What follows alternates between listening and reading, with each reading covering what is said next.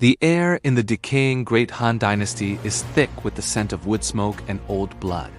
In a cramped, dilapidated house in Chuan Prefecture, we find Li Qi. He is a scholar, frail, pale, and clutching a book of ancient philosophy. Outside, the world is screaming.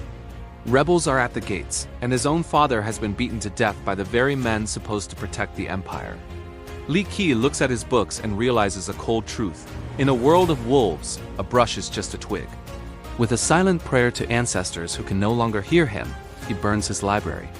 He walks into the rain and joins the Ruyi gang, the lowest tier of the criminal underworld. But Li Qi carries a secret. In his mind, a potential system has flickered to life. Every drop of sweat, every enemy defeated, and every martial manual touched grants him potential points. He doesn't need years of meditation, he only needs the will to kill. Li Qi's rise is meteoric. While other gangsters gamble and drink, Li Qi is in the shadows, pouring his points into the Broken Mountain Fist. His first real test comes during a turf war with the Chango gang. They expect a weak scholar, they find a monster. He moves through the battlefield like a crane in flight, his strikes shattering bone with the force of a falling mountain. He doesn't just win, he harvests. Every fallen rival is a step toward his next breakthrough. Soon, the entire prefecture knows his name. He isn't just a gangster. He is the Scholar Butcher. When the corrupt Divine Might Army arrives to restore order by slaughtering civilians, Li Qi realizes that the gangs were just small fish. The true monsters wear golden armor. Li Qi knows the streets can only take him so far. He travels to the Songthawanshu sect, a place of ancient tradition and hidden immortals. He enters as a humble disciple, but the elders quickly realize something is wrong. Li Qi isn't learning their arts, he is consuming them. Within days, he masters the floating light seal. Within weeks, he achieves the true essence realm, a feat that usually takes 40 years of seclusion. When the sect is besieged by the rival Cunning Sword sect, Li Qi steps onto the mountain pass alone. The air hums with his true ki. With a single strike, he doesn't just defeat the enemy, he erases the mountain path they stood upon. He is promoted to elder, but his eyes are already turned toward the sky. He has felt the pull of the upper realm. Ascending to the Tanyuan realm is like stepping back into the dawn of time. This is a land of primitive giants, secret fruits that grant divine powers, and blood beasts the size of cities. Li Qi finds himself in the Yu Royal City, but he refuses to be a servant to kings. He ventures into the forbidden spirit realms to hunt. He battles creatures of pure energy, absorbing their essence to fuel his 3,000 blood realms technique. He learns that the gods of this world are merely powerful cultivators who have hoarded the world resources. He decides to take those resources back. By the time he leaves the Tanyuan realm, he has reached the divine soul realm.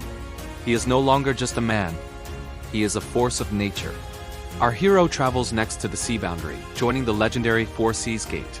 Here, the world is a vast ocean dotted with millions of islands, each hiding ancient secrets. Li Qi is identified as a world breaker, a rare talent capable of creating an internal universe. During the battle for the Dengsha abode, a secret mansion hidden beneath the waves, Li Qi faces the elite of every sect. They fight for gold and pills. Li Qi fights for the world core. He seizes it, and in a moment of cosmic agony and ecstasy, he births a galaxy within his own Danshan. He becomes a world king. He can now summon the weight of an entire planet into the palm of his hand. Darkness begins to leak from the cracks of the universe. The Holy Demon Clan, ancient enemies of all life, begin their invasion. It is during this catastrophe that Li Qi meets the Phoenix Lord, a woman of fire and ancient sorrow. Together, they face the demonic catastrophe. To gain the power needed to stop the demon-sealing net, Li Qi must undergo nirvana. He dies in the Phoenix's flames, his soul being scrubbed clean of mortality.